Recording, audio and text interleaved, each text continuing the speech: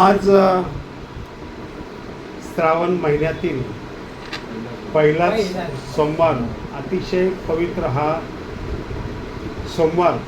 या सोमवारचं महत्त्व सांगायचं म्हटलं तर आपल्या सर्वांना माहीतच आहे. आपण सर्वच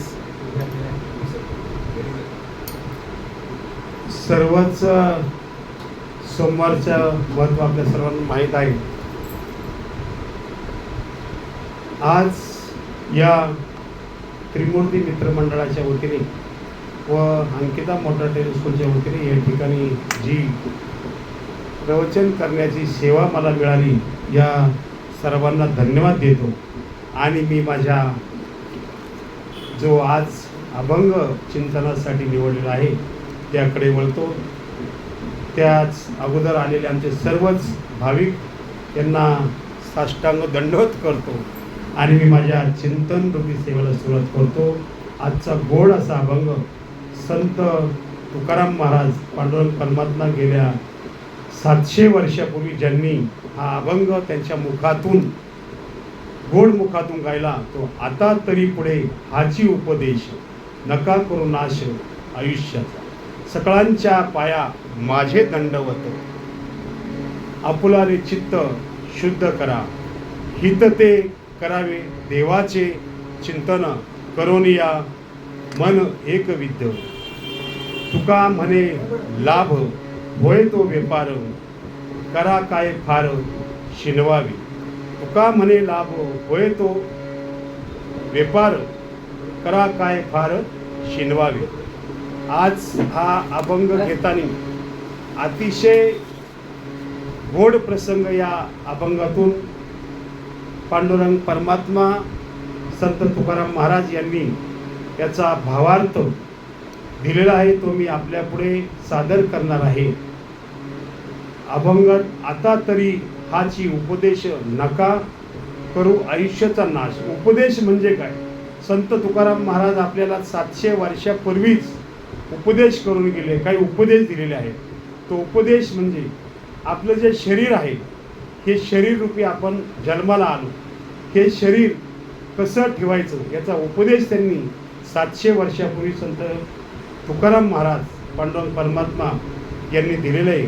आयुष्याचा भाग, उर्वरित भाग, आता आपले किती वर्ष आहे? 40-50 वर्ष आपले झालेले आहेत.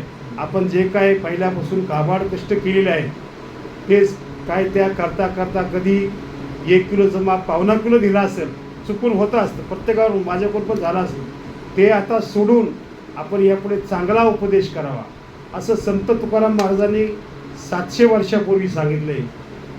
हे बरेच ज्यांनी संतांचे विचार आचार धारण केले, ते आज मोठमोठ्या पदावरती, मोठमोठ्या व्यवसायामध्ये प्रगतीपथावर गेले आहेत. आणि ज्यांनी संतांना हे संत असे आहेत तसे आहे असं ज्यांनी बोलले, ते धुळीच गेलेले आहेत. मी याच्यावरती एक असा छानसा दृष्टांत देऊ शकतो. एक वडील आणि एक मुलगा असतो गावी. वडील खूप देवदेव करतात, भक्तिभाव, पूजाभाव, रोज सकाळी देवाचं नामस्मरण करतात. दर वारला म्हणजे मंगळवार, बुधवार, गुरुवार, शुक्रवार या प्रत्येक दिवशी ते प्रत्येक देवाच्या पाया पडतात. आणि असं करता करता मुलगा 12वी, 13वी, 14वी, 15वी होऊन मुंबईसारख्या शहरामध्ये पोटा पाण्याच्या प्रश्नासाठी येत असतो. दैवयोगाने त्याला चांगल्या प्रकारची नोकरीसुद्धा लागलेली असते. परंतु ती नोकरी चांगली लागली, पैसा चांगला मिळाला आणि बापाची पण पहिली चांगली कमाई होती. त्याला कुठल्याही प्रकारची कष्टाची जाण नव्हती, गरिबीची जाण नव्हती. पाहता पाहता त्याला 1-2 नासधूस करणारे, म्हणजे ते आता या ठिकाणी मी या गादीवरती मी खालचा शब्द बोलू शकत नाही, अशा लोकांची दोस्ती झाली आणि तो व्यसनातून झाला. तो पहिला महिन्यातून, 15 दिवसातून, आठवड्यातून, दिवसातून नशा करायला लागला. मग दिवसातून 2, 3, 4 वेळा. नंतर त्याला एवढी नशा लागली की तो ज्या बाजूला राहायचा, घरी राहायचा किंवा ज्या ऑफिसमध्ये राहायचा, तिकडं कधीही न जाता फक्त नशाच आणि नशाच करायचा. एक वेळेस आता मुलगा मुंबईला चांगल्या ठिकाणी कामाला लागला आहे म्हणून आपले वडील अगदी सुखद मनाने त्याला भेटण्यासाठी मुंबई शहरामध्ये आले. त्यावेळेस त्या मुलाला पाहिल्याच्या नंतर त्याला वडिलांनी हात पुढे केला, परंतु तो हात सुद्धा त्या मुलांनी वडिलांचा घेतला नाही. तो कुठल्याही परिस्थितीत वडिलांना सुद्धा ओळखत नव्हता, तो फक्त व्यसनालाच ओळखत होता.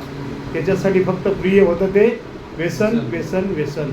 तो पहिलं अर्धी सिगरेट ओढायचा, नंतर थोडी थोडी थोडी करून ती दिवसाला 10-10 पाकीट लागली. ज्यावेळेस वडिलांना हे पाहिलं, वडिलांचं शरीर हे खूप दुःखद, मन खूप दुःखी झालं. मन दुःखी झाल्यानंतर वडील तसेच जागली बोट 1.25 लाखाची, शेवटी आपलाच मुलगा आहे, ते परत गावी गेले. गावी गेल्याच्या नंतर दुर्दैव वडिलांचं असं की दुसऱ्या दिवशी वडिलांना हृदयविकाराचा झटका आला आणि त्याच्यामध्ये त्यांचं मरण पावलं. त्यावेळेस मुलाला कळवण्यात आलं. त्या ठिकाणी मुलगा गेला, परंतु मुलगा त्या ठिकाणी गेला त्यावेळेस त्याच्या वडिलांच्या हातामध्ये एक चिठ्ठी होती. त्या चिठ्ठीमध्ये लिहिलं होतं, आता तरी पुढे हाची उपदेश. त्या चिठ्ठीमध्ये लिहिलं होतं, बाळा तू माझा ऐकू नको, बाळा तू मला पैसे देऊ नको, बाळा तू मला काही माझं ऐकू नको, परंतु 700 वर्षापूर्वी संत तुकाराम महाराजांनी जे लिहून ठेवले त्याचा उपदेश, तो उपदेश जाणून घे. आता तरी पुढे हाची उपदेश. माझा दृष्टांत संपला. आपल्याला मला वाटतं कळलं असेल काय आहे ते. नका करू नाश आयुष्याचा. आयुष्याचा नाश म्हटलं तर आता सध्या कोण बोलतं माझा धंदा चालत नाही याने नाश होतो, असं काही नाही. धंद्यानेच नाश होतो, धंदा नसल्यावर नाश होतो असं काही नाही. नाश व्हायला दारू, गोवा मावा, गुटखा सुद्धा आता सर्वांना माहिती आहे, आजूबाजूवाल्यांना सर्वांना माहिती आहे गोवा मावा, गुटखा कसा आहे. आपल्याजवळ आता सध्या नाश करण्यासाठी एक यंत्र, ते दैवीयोग शक्तीच आहे त्या ठिकाणी. कारण इकडनं हॅलो बोललं तर तिकडं आवाज जातो. हे मोबाईल, सध्याची जी मुलं आहेत हे मोबाईल खूप मोठ्या प्रमाणात वापरतात. कुठल्याही प्रकारचं त्यांना बंधन नाही मोबाईलचं. मोबाईल किती वापरावा हे आता काही दिवसांनी मला वाटतं शासनसुद्धा नियम देईल का एवढ्याच टाईम मोबाईल वापरा, वायफाय बंद करील. कारण इकडनं जर बायकोने आवाज दिला हॅलो तर ते इकडं पाहते, इकडनं जर आवाज दिला का हो तर ते तिकडं पाहते. याच्यामुळं आपलं जे शरीर आहे, नका करू नाश आयुष्याचा, हे आयुष्याचा नाश करण्याचं यंत्र आपल्याजवळ आहे. दुसरा एक तुम्हाला एक खूप चांगला एक दृष्टांत देईल. आपल्या या नगरीमध्ये ज्याची 5 मजली इमारत होती, 5 मजली इमारत, ती इमारत म्हटल्यानंतर खूप मोठे शेट असतात, आपल्याला माहीतच आहे. हातात तिकडं कानात गळ्यात मोठमोठा. आता ही तर फुलाची माळ आहे, पवित्र माळ आहे. ही फक्त कधी माळ पडते, ही माळ कधी पडते, कधी प्रवचन नाही केलं तर व्यसन केल्या मग कधी पडते, बरोबर. परंतु हे असं पवित्र काम केल्यावरती हे माळा काय आम्हाला नवीन नाही म्हणून हे बरोबर. त्यांच्याकडे सोन्याच्या माळा होत्या, ते भरपूर मोठे शेट होते. त्यांनाही असंच चालता बोलता एक गृहस्थ भेटला, अरे एवढा मोठा शेट करून व्यसन लावलं, छोटं मोठं व्यसन लावलं. त्यांना एवढं मोठं व्यसन लागलं, पत्ता, जुगार, गाजा, एक करून सर्व रुमा विकल्या. बायको सोडून गेली, मुलं सोडून गेली, नातेवाईकांनी सोडलं, समाजाने नाथाडलं, शेवटी रस्त्यावरती आला. दृष्टांत सांगण्यासारखं माझ्याकडे भरपूर आहे, परंतु मी सेवा लांबवणार नाही. कारण अनेक जणांना आज सोमवार सोडायचा आहे, बरोबर ना. म्हणून माझा दृष्टांत संपला. दृष्टांत हा व्यसनावरतीच असतो. आपल्या सर्वांना माहिती व्यसन केल्याने काय होतं. म्हणून व्यसन करू नका, व्यसन करू नका. हे मी सांगत नाही, तर आपले पांडुरंग परमात्मा जगाचा बाप यांनी 700 वर्षापूर्वी सांगितलेलं आहे. संत तुकाराम महाराजांनी 700 वर्षापूर्वी सांगितलेलं आहे. आता त्याचे पण अभंग माझ्याकडे आहे, पण त्याचं चिंतन करायला खूप वेळ लागत, म्हणून ते मी त्या भागाकडे जात नाही. परंतु जे स्पष्ट तुम्हाला सांगायचं म्हणजे व्यसन करू नका. हे लहान मुलांना जरी सांगितलं तरी त्याला ते कळतं. व्यसनामुळे माणसाचं आयुष्य खराब होतं. म्हणून 700 वर्षापूर्वी संत तुकाराम महाराजांनी सांगितले, नका करू नाश आयुष्याचा. सकळांच्या पाया माझे दंडवत. जे गुरुजन आहेत, साधू संत आहेत, आपल्याला शिकवणारे शिक्षक आहेत. आता या ठिकाणी अनेक बसलेले आहेत. कोळेकर साहेब आहेत, आमचे मोरे साहेब आहेत, अनेक या ठिकाणी बसलेले आहेत. काही माऊली या ठिकाणी उपस्थित झाले आहेत. त्या सर्वांच्या पाया दंडवत असावा असे 700 वर्षापूर्वी सांगितले. हे मी काय माझ्या येथून सांगत नाही, मला याच्यात थोडंसुद्धा ज्ञान नाही, परंतु जेवढं ज्ञान संत तुकाराम महाराजांच्या अभंगातून जेवढा भावार्थ मला कळतो तेवढाच मी सांगण्याचा या ठिकाणी प्रयत्न करतोय. तो आपण समजून घ्यावा.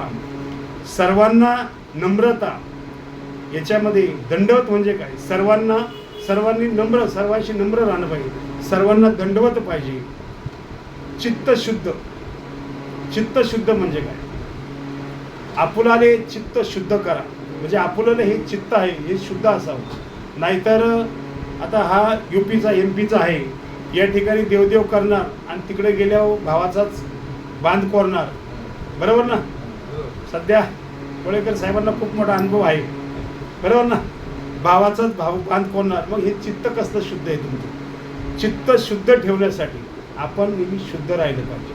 शुद्ध नाही तर मनी नाही भाव म्हणे देवा मला पाव, मुंबे राम बगल में सुरी, बरोबर. असं काही करायचं नाही. म्हणून या प्रवचन रूपी या अभंगातून मी जे चिंतन करीत आहे, या ठिकाणी भोजसाहेब आले आहेत, त्यांचंही रामकृष्ण हरी प्रसाद.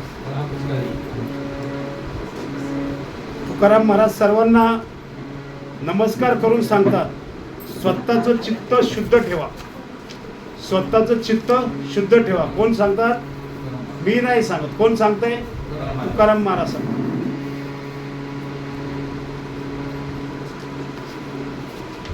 हित ते करावे देवाचे चिंतन. मी अभंग छोट्या खाली थोडा दृष्टांत देऊन पूर्ण अभंग सोडण्याचा प्रयत्न करतो. हित ते करावे देवाचे चिंतन, करुनिया मन एक बिंदू. हित करावे देवाचे चिंतन. हित कसं करावं, देवाचं करावं. कारण याच्यावरती पण तुम्हाला मी खूप चांगला असा एक दृष्टांत देऊ शकतो. तुकाराम महाराजांनी 700 वर्षापूर्वी सांगितले, जे हित करा, आपला व्यापार धंदा सगळं हे करा, पण दुसऱ्याचं पण हित जोपसा. आता एक दृष्टांत सांगतो. एका ठिकाणी एक बिडूक आणि एक बिडूक आणि विंचू. त्या विंचवाला मोठा नदी पार करायची होती. त्या बाजूला खूप मोठं हे होतं, पाणी होतं, त्याला त्या बाजूला जायचं होतं, परंतु जाणार कसं. म्हणून मग तो बोलला, बेडूक दादा मला त्या बाजूला सोड. पण बेडूक दादा काय बोलला, अरे विंचवा, तुला मी सोडू शकतो, परंतु मला तू नांगी मारणार, बरोबर ना. परंतु तो विंचू काय बोलला, नाही बेडूक दादा, मी नांगी नाही मारणार. परंतु बेडूक दादाला विनंती केली, विंचवाची विनंती बेडूक दादाने मान्य केली. विंचू बेडूक दादाच्या मांडीवर, खांद्यावर, डोक्यावरती बसला. जसं जसं पाणी वाढत तसं बरोबर. ज्या वेळेस पाणी कमी झालं, त्या ओढ्याच्या, नाल्याच्या, सागराच्या पार बाजूला गेला आणि ज्यावेळेस खाली उतरायचं त्यावेळेस विंचवानी आपलं काम केलं. काय केलं तर विंचवानी बेडकाला नांगी मारली. त्यावेळेस बेडूक खूप दुःखित अंतकरणाने बोलला, अरे विंचवा, तू तर मला बोलला होता मी नाही नांगी मारणार, परंतु विंचू बोलला, हे तर माझं कामच आहे. तसेच सध्या आपल्या समाजामध्ये, गावामध्ये, शहरामध्ये, आपल्या नातेवाईकांमध्ये बरेच विंचू तयार झाले. म्हणून आज टीव्हीला ज्या बातम्या येतात ना, इथं छेडछाड झाली, तिथे बलात्कार झाला, 16 वर्षाचा मुलगा खून करतो, 17 वर्षाचा मुलगा बलात्कार करतो, त्याला जबाबदार कोण आहे? आपणच सर्व आहे. आपण फक्त या ठिकाणी ऐकणार आणि बाहेर गेल्यावर घ्या. त्यांचं काय कामच आहे, बरोबर ना. त्यांना सुपारी दिली असं, पण नको तो हार, नको तो नारळ, नको तो हार, नको तो नारळ, नको ते पाकिट, मनी फक्त भाव पाहिजे. या उद्देशाने मी प्रवचन चालू केलेलं आहे, बरोबर ना बाबा. या ठिकाणी किती समाज ऐकायला आला, त्यापेक्षा चिंतन किती लोकांनी केलं. एक माणूस 100, 200, 500 लोकांना सांगू शकतो, 1000 लोकांना. करोना काळात, करोना आला, कोणी करोना पाहिलाय का? करोना कोणी पाहिला का? करोना कोणी पाहिला? कसा होता माहिती आहे कुणाला करोना कसा होता? परंतु सगळे पसरलं ना, का फक्त निरोळ सेक्टर सारा झाला होता. निरोळ गाव इकडे झाला होता, आपल्याकडं सारसोळे गाव, आजूबाजूच्या परिषद होता का, सगळीकडे होतं ना. तसं हे आताची जी सेवा आहे ही सगळीकडं पसरणार आहे. बरोबर. याला काही हे दिसत नाही. आपण म्हणतो देव देव देव, देव कधी दिसत नाही. ज्यावेळेस संकट येतं त्यावेळेस देव दिसतो. ते साहेब पुढे या ना. या ठिकाणी कीर्तन ऐकण्यासाठी आमचे मराठा समाजाचे नवी मुंबईचे हुसेन ते वाशिवून या ठिकाणी आले. त्यांचंही मनापासून स्वागत. रामकृष्ण हरी. तुका म्हणे लाभ होय तो व्यापार, करा काय फार शिकवाय. तुकाराम महाराज नेहमी सांगतात, माझं नाव घ्या तुकाराम तुकाराम तुकाराम, तुम्हाला नक्कीच लाभ भेटणार. बरोबर ना. नक्की लाभ भेटणार. कसा लाभ भेटणार, कसा भेटणार तर मी माझं उदाहरण सांगतो. या मी माझं उदाहरण सांगतो. मी जास्त कोणाला सांगत नाही. मी या नेरुळ नगरामध्ये आलो. माझे मित्र आहेत आमच्या वरुणा सोसायटीमध्ये, ते या ठिकाणी आले. मी नेरुळ नगरामध्ये आलो त्यावेळेस फुटपाथला झोपायचं. असं सांगायला काही लाज वाटते का? एखादं अरे आता एसीत राहतो आता काय सांगतोय. पहिलं कधी विसरायचं नाही. बरोबर ना. 16 वर्षापूर्वी माझे वडील हरिभक्त परायण किसन महाराज आमले, आमच्या मातोश्री यशोदामाई आमले यांच्या आशीर्वादाने आणि खरी साथ भेटली ती माझी बायको पत्नी सौ संगीता दिलीप आमले. आणि एवढ्या याच्यातून या सगळ्या धाकधुकीच्या जीवनामध्ये माझी मुलगी त्यावेळेस छोटी होती, 3 वर्षाची. आम्ही फक्त 150 ते 180 स्क्वेअर फुटाच्या घरामध्ये राहतो. त्यावेळेस आपल्या सर्वांच्या सहकार्याने ते आपले मंडळाचे खजिनदार आहेत भोस साहेब, यांना माहीत आहे, अखंड हरिनाम सप्ताह चालू केला. ते छोटं रोप होतं, येवलेचं रोप लावली आहे. बरोबर ना. ते गेले. तुम्हाला बोलता येतं ना, कारण मला काय एवढं माझा पाठ नाही एवढं. बरोबर. थोडंसं तुम्ही बोलले तर मला जरा बरं वाटतं, म्हणून छोटंसं रोपटं होतं, लावलं होतं ते. आता ते खूप चांगल्या प्रमाणात झालं.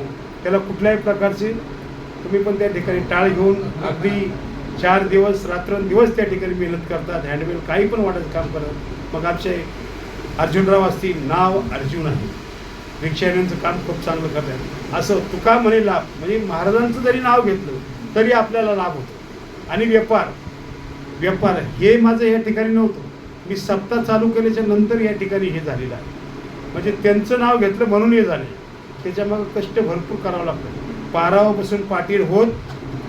त्याच्यासाठी आपल्याला जर नगरसेवक व्हायचं असेल, राजकीय भाषेकडे येतो, नगरसेवक व्हायचं असेल तर ताई माई अक्का विचार करा पक्का.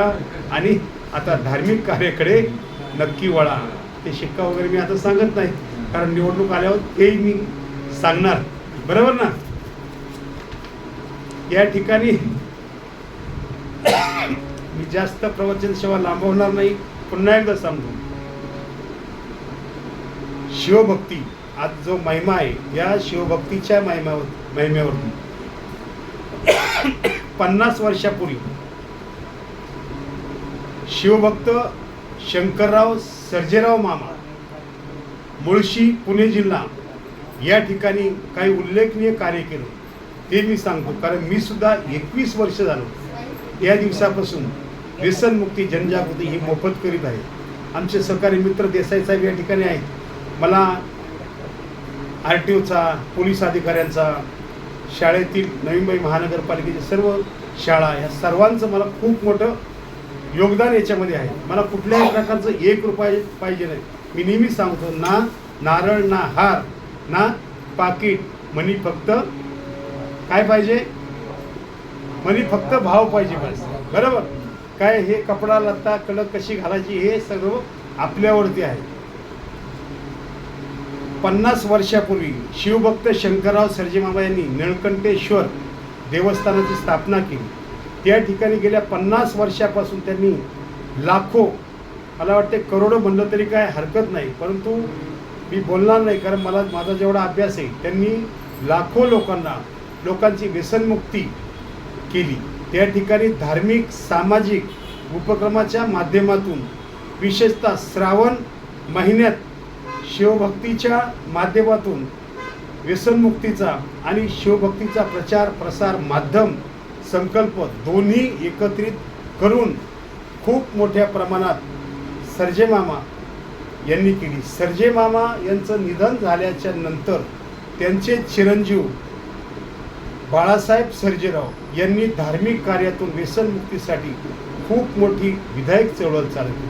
आज ही चळवळ महाराष्ट्रात नाही तर संपूर्ण भारतामध्ये ही चळवळ चालू झाली आणि ह्या चळवळीचं वाक्य त्यावेळेस मी ऐकलं आणि ह्या चळवळीमध्ये मी सामील झालो. यात लोकसहभाग, कीर्तन, प्रवचन, अभंगवाणी, साहित्यिक, उपासना, सामुदायिक प्रबोधन तसेच व्यसनमुक्ती उपासना संदर्भात मार्गदर्शन विशेष तजवीज असते. त्यामुळे श्रावण महिन्यातील उपास, जप, तप, शिवपूजा आणि सामाजिक बांधिलकी यांचे एकत्रित अनुभव युवकांना मिळतात. कोमल जाधव सुद्धा या ठिकाणी आणले, त्यांचंही मनावर स्वागत. आमच्या त्रिमूर्ती महिला मंडळाच्या उपाध्यक्ष ह्याही या ठिकाणी आलेले आहेत, त्यांचंही मनावर स्वागत. संत तुकाराम महाराजांनी 700 वर्षापूर्वी आपल्याला उपदेश केलेला आहे. त्यांनी सांगितले, करुणिया मन एक विद्या, शिवचिंतन हेच आत्मविद्या आहे. 700 वर्षापूर्वी सांगितले. संत ज्ञानेश्वर महाराजांनी सुद्धा आपल्याला काही उपदेश केलेले आहेत. शिव हीच शक्ती, शिव हीच भक्ती. तसेच संत एकनाथ महाराजांनी सुद्धा आपल्याला 700 वर्षापूर्वी सांगितलेलं आहे, सदा म्हणावा हर हर महादेव, हर हर महादेव. आता हा महिना कुठला आहे? श्रावण महिना. श्रावण महिन्यात कशाची उपासना करतात? महादेवाची. महादेवाचं मंदिर कुठं असतं? गावाच्या शेवटी किंवा गावाच्या सुरुवातीला. त्या ठिकाणी ते का असतं? तर हर हर महादेव यांच्या ठिकाणी अनेक देवदेवता तसेच नाग, साप अशा यांची वर्दळ असते आणि आपल्या गावामध्ये जर एखादा दृष्ट नागरिक येत असेल तर त्याच्यावरती ते नजर ठेवतात. ते दिसलं तरी कुणीही नागरिक त्या गावामध्ये प्रवेश करीत नाही. म्हणून गावाच्या शेवटी किंवा प्रथम, परंतु दर्शनी भागी कधीही मंदिर कधीही नाही, नदीच्या बाजूलाच असतं. आपल्याला बऱ्याच जणांना माहिती, त्या ठिकाणी आपण मयत घेऊन जातो, दसकरीला जातो, कारण ज्या ठिकाणी ते आपल्याला जाळतात ते शंकराच्या रूपाने, भस्माच्या रूपाने काही ना काहीतरी होऊन कोमल त्या ठिकाणी ते अस्तव्यस्त फिरत असतात. चिंतन करण्यासारखं भरपूर काय आहे, बरोबर मोरे महाराज आहे ना. हर हर महादेव. सध्याचा महिना कोणता आहे? दिवस सोमवारचं. जर वैष्णवचं सांगायचं ठरलं, सोमवारचं हा श्रावण महिन्याचा सोमवार. तसे सोमवार 12ही महिने प्रत्येक महिन्यामध्ये 4-5 भोसाई बरोबर ना असतात, परंतु ह्या श्रावणी सोमवारला खूप महत्त्व असतं. हा दिवस मोठा मानला जातो. बरेच स्त्रिया पुरुष पाय चपला न घालता उपासना करतात. जल, शंकराला प्रिय काय? महादेवाला बेल, बरोबर, दूध याचा अभिषेक करतात आणि एकदा 4-5 सोमवार चांगला जर अभिषेक केला तर ती आपल्या पुढील आयुष्यासाठी, वर्षासाठी ऊर्जा बनते. ज्या ज्या वेळेस आपण चांगलं काम करतो, सप्ताह हा कायमस्वरूपी असतो का? असं कुठं आहे का वर्षभर सप्ताह? पंढरपूरला पांडुरंग कायमस्वरूपी, बरोबर, परंतु सप्ताह जागोजागी असतो. किती दिवस असतो? 1.5 दिवस, 2 दिवस, 4 दिवस, 8 दिवस, 21 दिवस, बरोबर. ते 21 दिवस ते 1.5 दिवसाचा सप्ताह केला तर त्याची ती ऊर्जा आपल्याला आयुष्यभर मिळते आणि त्या ऊर्जेमुळं, त्या ऊर्जेवरती आपण 1 वर्षभर बिंदास राहू शकतो. परंतु आपल्या आजूबाजूला सप्ताह चालून सुद्धा काहींना जर जमत नसेल तर त्यांना या ठिकाणी बोलणार नाही असे शब्द असतात. ते महाराजांनी सांगितले तरी सुद्धा मी आज ते बोलणार नाही. भोसले बरोबर ना. श्रावण महिन्यातच पाऊस हा जास्त असतो. जास्त प्रमाण म्हणजे थंड. आता याच्या आधी पाऊस पडत होता पण पाऊस गरम होत होता, गरम होत होता ना. आता गरम होते का? होते का गरम? का? श्रावण महिना हा खूप पवित्र महिना आहे, परंतु आपल्या काहींना तो सुद्धा कळत नाही. काहींना त म्हणतं ताकच कळलं पाहिजे, पण ते तचा तलवार अर्थ काढतात. असं काय काढून फायदा नाही. अभंगाची सेवा, चिंतन जास्त लांबवत नाही, कारण हे बरोबर 7 वाजता आले आणि आता 8 वाजले, बरोबर. प्रवचनाला सुरुवात होऊन किती वेळ झाला? झाला का? अर्धा 1 तास झाला का? झाला ना? आहे ना? मग चालू ठेवू ना, अजून काय अडचण नाही ना? हां पहिली पोटपूजा. हां, शिवाचा भक्त कोण? शिवाचा भक्त कोण? जो नम्र राहतो. शिवजीचा भक्त कोण? जो नम्र राहतो.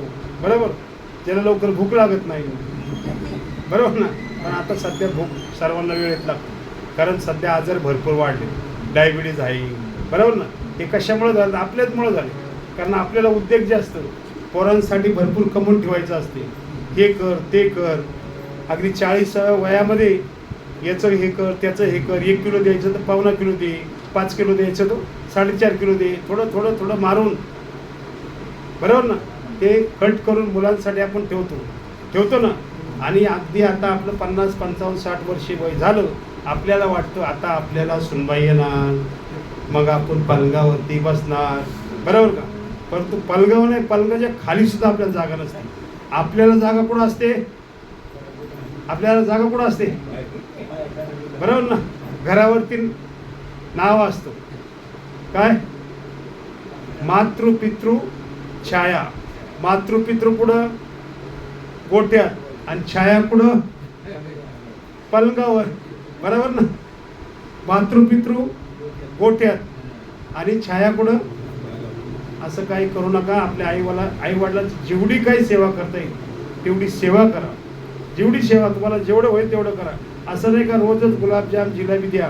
डुकरे साहेब, बरोबर, जेवढी तुम्हाला सेवा करता येईल तेवढी सेवा करा. ज्यांनी विसरून गेला आईबापाला, बरकत नाही त्याला. जो आईबापाला विसरला, म्हणजे कोणीपासून, आईबाप म्हणजे आईवडील नाही. समजा मला या ठिकाणी आणलं आणि आता मला गेल्या अनेक वर्षापासून भोस साहेबांनी सहकार्य केले, त्या भोस मॅडमनी सहकार्य केले चांगलं. आता सप्ताह चालू केला आम्ही, बरोबर ना. मग यांना सुद्धा विसरून चालणार नाही. म्हणून काही काम असलं की मी पहिले त्यांना फोन करतो. ते मला वाटतं कुठेतरी जायचं होतं आज ना, तरी पण ते वेळात वेळ काढून या ठिकाणी आले. का आले? म्हणी नाही भाव, म्हणे देवा मला पाव. देव आशानी पावायचा. म्हणी नाही भाव, म्हणे देवा मला पाव. देव आशानी पावणार आहे का? त्याच्यासाठी काहीतरी भाव पाहिजे ना मनामध्ये. म्हणून जरी आपण 12 तासातले 11.5 तास, 11.25 तास जरी काम केलं, काम करता करता आता कुणाकडून मी चालू मध्ये काही बी होऊ शकतं. चालूमध्ये मुंगी पण पायाखाली येते, मुंगळा पण येतो. बरोबर ना. सध्या पावसाळा आहे, बेडूक जाताना गाडी खाली येतो. असं पाप होऊ शकतं. पण आपल्या दृष्टीत याच्या आधी 50 वर्षाच्या आधी जे काही केलं असेल त्याला देव माफ करायला तयार आहे. कारण देवाने तसा उपदेश दिलेला आहे. आता सुधरा. आता भरपूर झालं.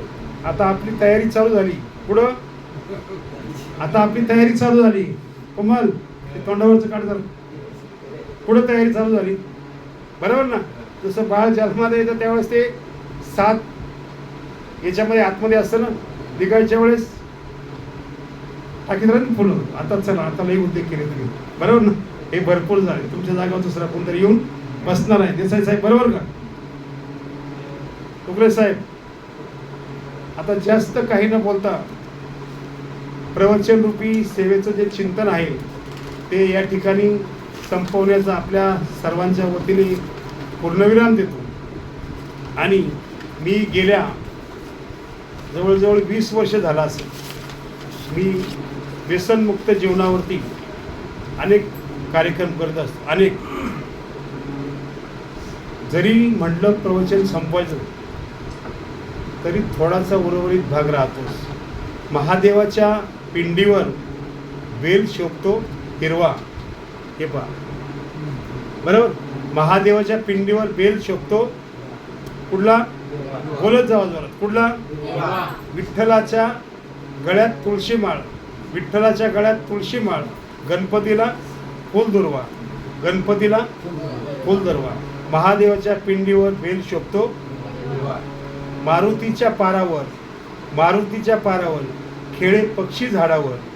मारुतीच्या पारावर खेळे पक्षी झाडावर. म्हणे देवा देवा, म्हणे देवा देवा. रामाला वनवास, रामाला वनवास भरताला गादी. रामाला वनवास भरताला गादी. काही कळेना, काही कळेना देवा देवा. काही कळेना, काही कळेना देवा देवा. तुळशीला घालीन पाणी, तुळशीला घालीन पाणी, तुळशीला वाहीन बुक्का, म्हणे देवा देवा काही कळेना. आपल्या सर्वांना माहिती आहे, आपण सर्व पक्षाशी निगडीत आहात. या ठिकाणी जरी तुम्ही सर्व पक्ष तिकडे बाहेर जोडे बाहेर ठेवले तरी जसं ताकामध्ये लोणी, ताकात लोणी असेल तर चालेल, पण लोण्यात ताक नसावं. बरोबर? ताकात लोणी असेल तर चालेल, पण लोण्यात ताक नसावं. कोळशात हिरा असेल तर चालेल, परंतु हिऱ्यात कोळसा नसावा. बरोबर? नावेमध्ये पाणी पाहिजे का पाण्यामध्ये नाव पाहिजे? पाण्यामध्ये नाव पाहिजे, पण नावेमध्ये पाणी बरोबर का पाहिजे? नक्की ना? तसंच राजकारणामध्ये मैत्री असेल तरी चालेल, राजकारणात मैत्री असेल तरी चालेल. ते कुठल्या पक्षाचे, मी कुठल्या पक्षाचा, हे कुठल्या पक्षाची. राजकारणात मैत्री, पण मैत्रीत राजकारण नको. बरोबर का? पटलं असेल थोडंफार, मैत्रीत कधीच राजकारण नको. बरोबर? संसारामध्ये परमार्थ असला तरी चालतो. संसारामध्ये परमार्थ असला तर चालतो. भाकरी करताना, पीठ मळताना रामकृष्ण हरी म्हणाय काय हरकत आहे का? पण आपल्या बायका तसं काही म्हणत नाही. काय कोमल आता इथं बसतात आमचे, म्हणतात का कोणी? नाही, ते मेला मोठा लवकर आला नाही, इकडे गेला तिकडे गेला असंच बोलतात. म्हणजे परमार्थ, संसारामध्ये परमार्थ, पण परमार्थामध्ये संसार नसावा. आता या ठिकाणी मी बसलो परमार्थी, माझी नुसती इच्छा, यांनी काय आणलं का, त्यांनी काय आणलं का, यांनी काय आणलं का, यांनी काय आणलं का, हे असं नको. कोणाची इच्छा असेल तर ते देव भरभरून देतोच. बरोबर? या ठिकाणी आजचा जो अभंग आहे, आता तरी पुढे हाची उपदेश, नका करू नाश आयुष्याचा, नाश करू नका. याच्यावरती मी तुम्हाला चांगला दृष्टांत दिलेलाच आहे. सगळ्यांच्या पाया माझे दंडवत, आपुलेले चित्त शुद्ध करा, हित ते करावे देवाचे चिंतन, करुणिया मन विद्या, तुका म्हणे लाभ होय तो व्यापार, तुका म्हणे लाभ होय तो व्यापार, करा काय फार शिकवावे. या अभंगावरती तुकाराम महाराजांनी 700 वर्षापूर्वी जो अभंग दिलेला आहे त्यांच्या पोटमागून, त्याच्यावरती मी माझ्या शब्दातून थोडक्या मोडक्या शब्दामध्ये मी त्याचा या ठिकाणी विस्तार केला, चिंतन केलं. याच्यामध्ये जर एखादा पुढे शब्द वाईट माझ्याकडून गेला असेल तर तो माझ्या वाणीचा दोष समजावा. आणि या ठिकाणी प्रवचन सेवा संपवण्याच्या अगोदर, बरोबर, पूर्ववत करण्याच्या अगोदर मी आमचे मान्यवर देसाई साहेब असतील, भुकरे साहेब असतील, भोस साहेबांना विनंती करतो, कार्यक्रम झाल्याच्यानंतर त्यांचा सन्मान करायचा आहे.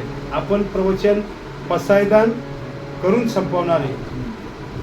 या ठिकाणी आजची ही प्रवचनाची चिंतनाची सेवा थोडक्या मोडक्या शब्दामध्ये संपलेली आहे. बोला पुंडलिका वरदे श्री ज्ञानदेव तुकाराम पंढरीनाथ.